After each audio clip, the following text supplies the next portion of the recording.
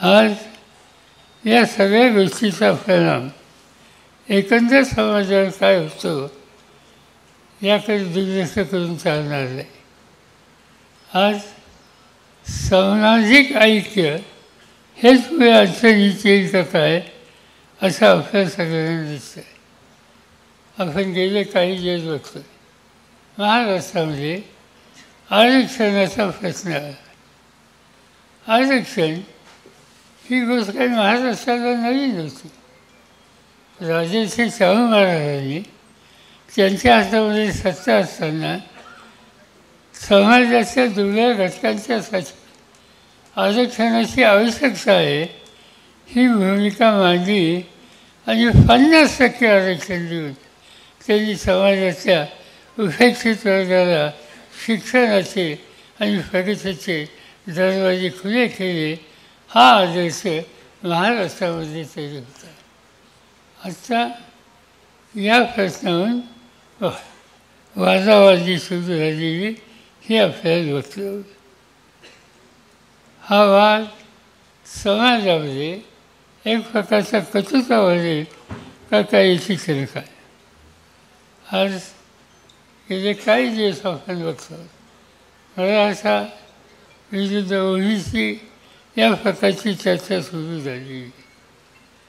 याच्यामध्ये दोघांचे प्रश्न असतात. ओबीसीमध्ये सुद्धा अनेक प्रकारच्या अडचणी आणि मागासलेपण हा सहन करणारा फार मोठा वर्ग आहे आणि प्रगतीच्या रस्त्यावर जायचं असेल तर त्याला आरक्षणाची आवश्यकता आहे हा आग्रह त्या ठिकाणी मांडला जातो आहे.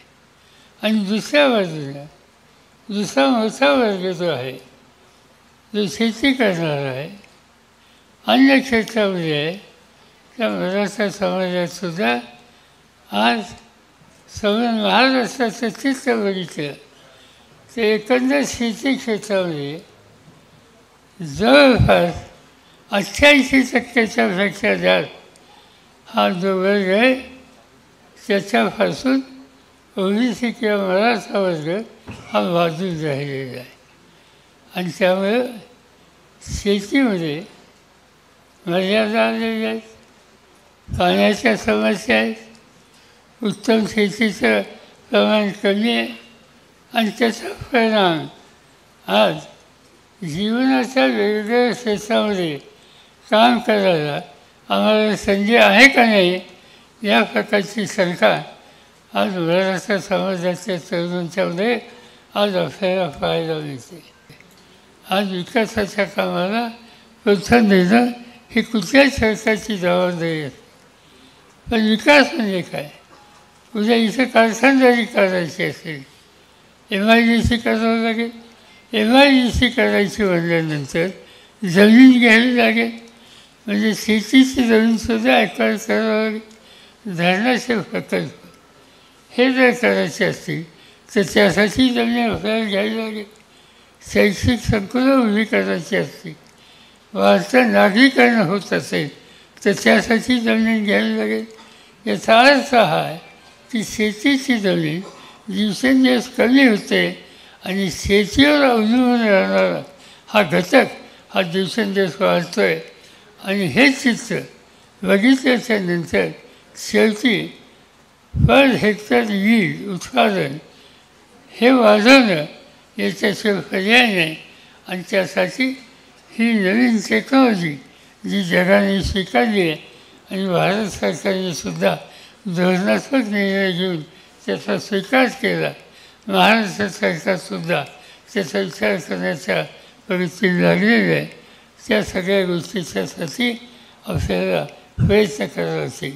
आणि हेच काम आज रयत शिक्षण संस्थेनं नव्या पिढीच्यामध्ये प्रस्तुत करण्याची भूमिका घेऊन आज त्याची सुरुवात केलेली आहे. या जिल्ह्यामध्ये श्रीरामपूरला आमच्या सगळ्या तिथल्या सरकारांनी यासाठी जिल्ह्याच्या किंवा त्या भागातल्या शेतकऱ्यांना एकत्रित केलं आणि ही नवीन तंत्र विचारधारा काय आहे ही त्यांच्यापर्यंत पोचवायचं काम केलं. हे काम रयतेच्या माध्यमातून आणि म्हणून माझी आपल्या सगळ्यांना आग्रहाची सूचना आहे, विनंती आहे की या नवीन संस्थाचा पुरस्कार करण्याच्यासाठी आज जे रयतेच्या वतीनं काम सुरू झालेलं आहे त्याला तुम्हा सगळ्यांची साथ ही हवी आहे.